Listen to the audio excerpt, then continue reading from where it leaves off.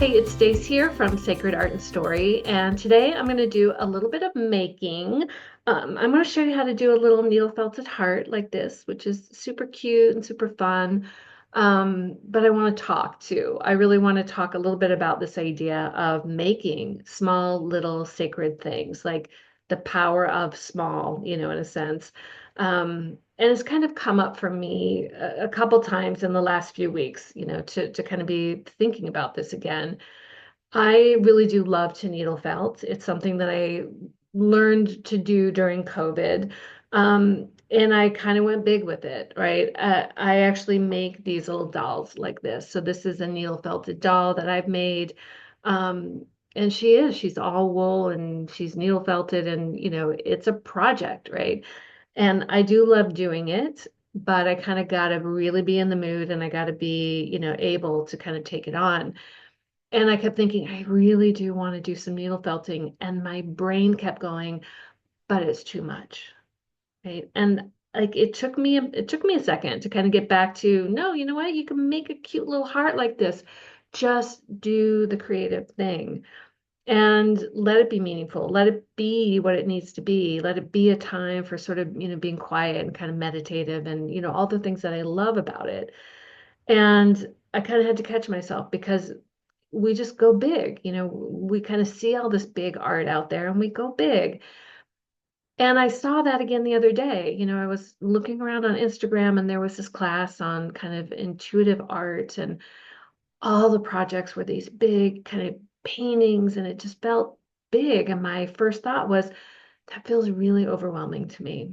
It just feels like it's too much. Like I just want little sacred, beautiful things that hold power, and the process is something that I can really engage with, but not have it take over. And that's really kind of the whole energy, for me around the Artful Crone, which is a series of workshops that I offer that are little things every month. Once a month, you get like a little project like this. Yeah, so I feel like I have a lot to say about it because, you know, it's where we get hung up, I think. And so I want to talk about the power of small, and I want to show you how to make a small little sweet something doing a little needle felted heart. So let's do it. All right, let's talk about what you need to do your little needle felting project here. You need a felting pad of some kind, and this is kind of a fancier one. If you're just kind of starting, or maybe you've gotten a kit somewhere, a little foam pad like this is perfect. Really all you need is something to kind of poke into. You do need some needles, and you don't need this many. But I always tell people if you're buying some needles, just make sure you have a couple, in case one breaks. For something like this, I would probably grab a 36 or a 38. The way that these needles work is they have a numbering system, and the higher the number, the thinner the needle. So the thinner needles are really great for doing kind of detailed work, and like something like a 38 or a 36 too, is kind of really good for just kind of getting in and getting things shaped up. They're sort of like the workhorse needles. This is a 32. It's really thick compared to that. And it's really great for kind of just getting in there and sort of making like dents and eye sockets and things like that. But then you want to kind of come in and use something, a little bit more refined. So I think you can get away with just having a 36, a couple of 36s. And, when it comes to just kind of getting the shape, you just have to kind of poke and poke and poke and poke a little bit more. I'll show you, I'll grab this from time to time and you'll see like it kind of just really gets in there and sort of forms things and it sort of just speeds things up. And that's really the only benefit. There are tools like this that, you can put several needles in, which speeds things up as well. So it just kind of depends on, how you like to work and kind of what you've got. But you absolutely can do this with just like a couple of little, 38 needles. All right, let's talk wool. So needle felting, I think works best if you work with like a batting. So this is batting. It comes kind of rolled up. You can kind of peel it apart. And why this is great for needle felting is because right now the fibers are still all kind of going mishmash. It's not been processed, so that everything sort of is lined up. And needle felting really is all about, the needles have these little, notches or barbs on them, and it catches the fiber and it kind of binds it together. So if you've got something where things are already kind of going all mishmash, you're sort of one step ahead. Like you don't have to kind of work as hard, and it just kind of it forms nicer, and it kind of meshes, and that's what you want. This is kind of what you'll probably see everywhere. This is roving, and if you go to a art store, a fiber store, this is often what you see. And this is great for making yarn and that kind of thing, but it's been processed enough that all the fibers are kind of going in one direction, like they're all going this way. So when you go to needle felt it, it just does become a little bit harder, depending on, the kind of wool it is. But it kind of always is harder and takes longer to needle felt than if you do like a batting. And so I always just do this. I use this for everything that I do. And I'll put a couple links of places where I get my supplies. I'm not an affiliate or anything, but I know a lot of times people, say, where do you get your stuff? And so I'll let you know.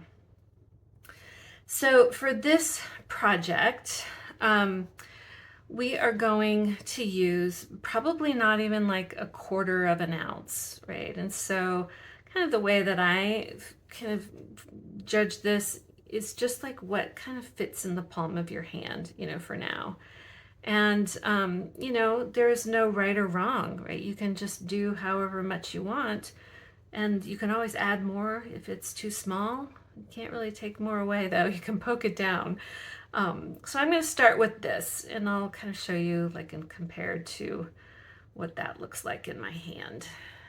All right, so it's about like that. And to start, I'm just going to kind of get things folded in on themselves a little bit to make a little bit of a ball, and I'm kind of looking at this is going to be about the size. It'll shrink down, but that's about the size. And at some point here, I'm going to kind of help this to get formed into a point, and this part will get formed more into a rounded part for the top. But I'm just gonna get started, right? Trying to get things to kind of blend. And so anytime I'm folding things over, I just kind of soften up that edge and bring it over so I can kind of blend it down. And then I'm gonna grab a needle and I'm gonna keep my fingers far away, because when you poke yourself with these suckers, it hurts. So really be careful. Poke down onto your mat. A lot of times people will pick it up and start poking, and you'll see me sort of do that every now and again, but I will probably poke myself at some point. But I also have been doing this for a while, and I'm a little bit more comfortable. So I know where my fingers are, but when you get started, it's really easy just to poke yourself. So be careful. And I'm just kind of poking. There's sort of a thicker part of your needle and then it gets thinner. I don't poke past through the really thick part, unless I'm just kind of not really paying attention to what I'm doing. But there's no benefit of like pushing all the way through, because you're only going to be felting anything sort of where those notches are. So you don't need to poke all the way through right now. You will keep poking from every direction, firming up all these little fibers and kind of getting it all to tighten up. So you can see it's sort of, sticking, which is great. That's what we want. And then I can kind of come around and sort of figure out where I want this. Obviously, this tighter, smaller, like little ball that you make, it's kind of, you're already like halfway there, right? You don't have to like compress it as much. But, you can make it as soft or as firm as you want. I tend to needle felt really tightly. I like my things to, I like them to last. A lot of times, if they're sort of too loose, they kind of have still too much air in them and they kind of poof out after a little while. Like this little guy has been with me for over 5 years, and it's, I've been picking it up and moving around, so it's kind of, got lots of, like all the colors are sort of blending a little bit, but it's still pretty tight, and so that's kind of how I work. You might see something like a little pumpkin, that's super soft, and you know that's kind of the design. So you can decide how like firm you want this, and you'll start to feel it kind of firming up. And I'm just coming around and I'm poking and moving it, and I'm like poking in lots of different places. I'm always aware where my fingers are, but I just kind of want to start to get a shape that is going to be kind of what I want.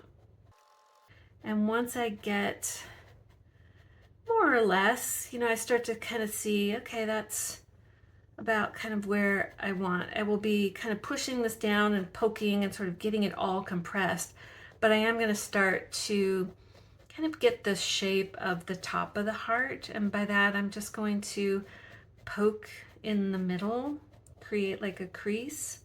And I need to really make sure that both the front and the back are getting worked on so that things look even and right when you kind of flip it all around. But I just am gonna kind of work on that crease, and it's kind of hard to see from this angle, but I can make a crease along the top, and then I can kind of poke out as well and make like a dent. You're just kind of poking this down and forming it in whatever shape you decide you want. And I'll show you this thicker needle now. Like if I poke, you probably can't really hear it, but it is really grabbing the wool, and it's pushing it, and it's really forming it a whole lot more than that thinner needle did. So if you have something like a thicker needle, you can jump in and use that. I'm kind of lopsided, so I just start shaping it. And for me, this is kind of what I love about needle felting. I love the repetition. For me, it's very like soothing in a weird way. The little crunchy sound to me is very sort of satisfying, but it's meditative in a lot of ways. Like you're just kind of poking and shaping, and you can let your mind go. And that's actually kind of, for me, the power of sort of these small little sacred projects. I can pay attention, more than if I was doing a really big, complicated project where I did have to be really aware of like the technique or what I was doing. It would just take me out of the space of being able to really kind of just let my mind wander.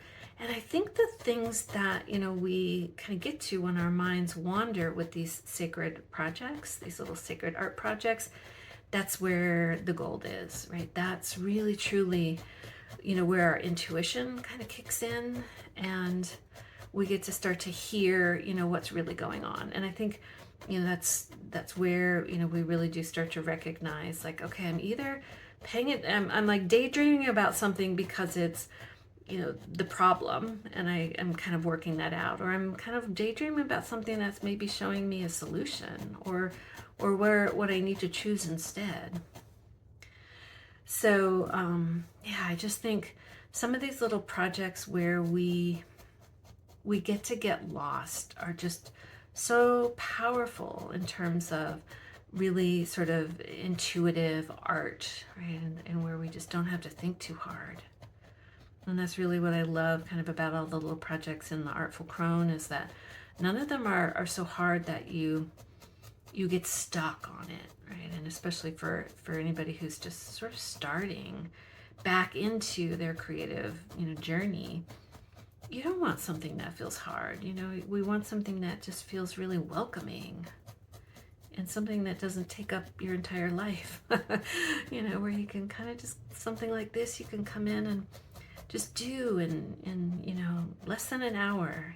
We made mobiles and things like that. We did some instead of vision boards this year in the Artful Crone, we're doing mobiles and these origami mobiles. And it was just so soothing to just kind of fold these papers, but make them so that they felt so magical. And that's, for me, that's where the real magic is, in terms of these small little projects, is that they just give us room to tap into something so much more than we can when we're thinking too hard. So I'm getting there. This is still super, super squishy. And I want it really, that's giving me resistance, right? And this is not. So I can keep like poking it in and kind of compressing it as I'm poking, and at some point, like if this feels like it's too thin compared to this thickness, I can add a little bit more. But for now, I just want to keep poking and poking and poking and kind of getting it to the shape that I really want it. And I think with these little projects too, it's like I get so invested, I think, in like the bigger things. Like if I'm, doing a painting or something, if I feel comfortable, with that, like I feel like then I get to the point where my anxiety kind of comes in, like I have to make it right because I put all this time into it, instead of really being like, let me just kind of make something and see what happens and not worry about if it's good or perfect or something, because if it's something small, we can kind of let go of that need for perfection, I think, a little bit. We're just sort of, we have a little bit more freedom because it's like, okay, well, I could try again.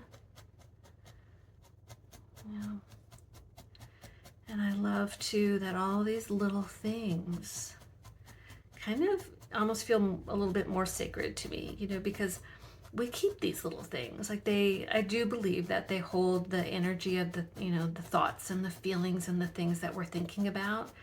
That's so true for me with the little dolls that I make. They become sort of keepers of all of that energy and those thoughts and those vibrations that kind of are part of all of that. And when I pick these things up again, they reconnect me to it. They become these little talismans, these little keepers of sort of those, thoughts, that sacred space that we move into. And we get to keep them. We put them, on our altars, and we put them in our little boxes and things like that. And we pull them out every now and again, and they feel special to us and they bring us back. And I think because we can sort of pick them up and do that more easily, it also becomes, like a really sweet process. The small becomes, so special. The simple becomes special.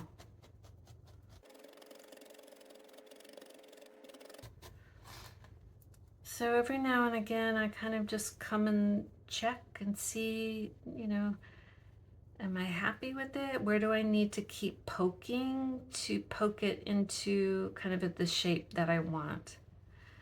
And mine's pretty lopsided, so I'm going to kind of come and work over on this side. And I'm actually going to use the little bigger one again, just to kind of speed this up. Otherwise, we could be here for a little while.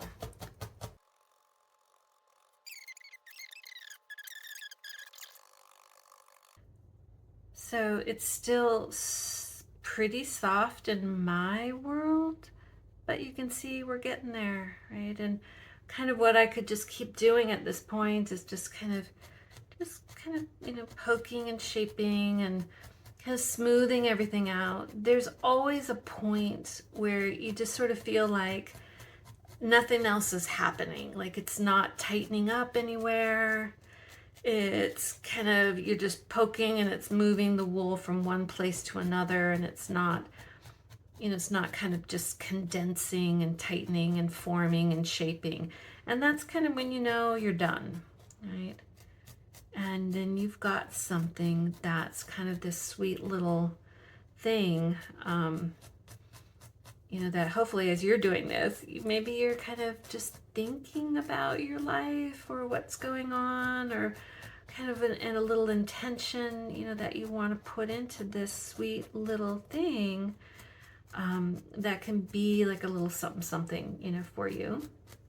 But it also, I think, kind of becomes, this really beautiful reminder of just like the sacredness of sort of all the small little moments that we can have, and that we can just kind of make something, just simply for the sake of making it and being in connection with our creativity and that inner wisdom that comes in, the way that our intuition kind of works with us is when we get into these quiet spaces and we start to daydream or think, and that is your intuition talking to you. I've been an intuitive for over 30 years. I've taught people how to do this, and that's always the most surprising thing when I say that to people. It's like, your intuition is just always talking to you. It's just a matter of being quiet to listen, and not be surprised that it's kind of coming through in sort of just the most normal of ways for you. Like the most normal inner conversation is still your intuition. But we get to make these little things in these moments and really listen, and I think it always then helps us to remember the most of the sacred, in our lives.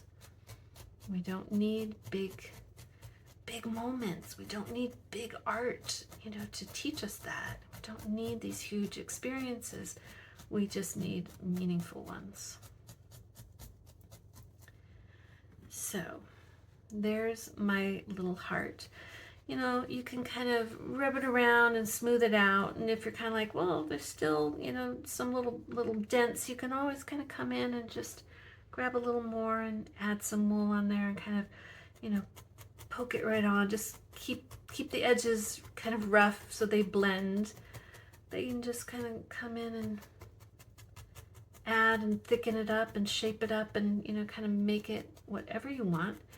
And then when you're all done, then you can do all kinds of things. Like you can put a little bead on. Like that's what I did here. I put a little bead on it. It's like a little tree.